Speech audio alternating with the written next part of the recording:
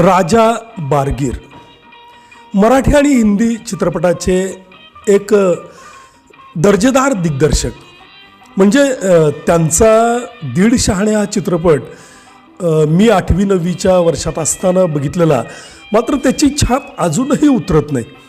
दीड शहाणे काय किंवा ठकास महाटक, गडबड घोटाळा, करावतच भरावं, एकापेक्षा एक सुंदर असे चित्रपट त्यांनी दिग्दर्शित केले.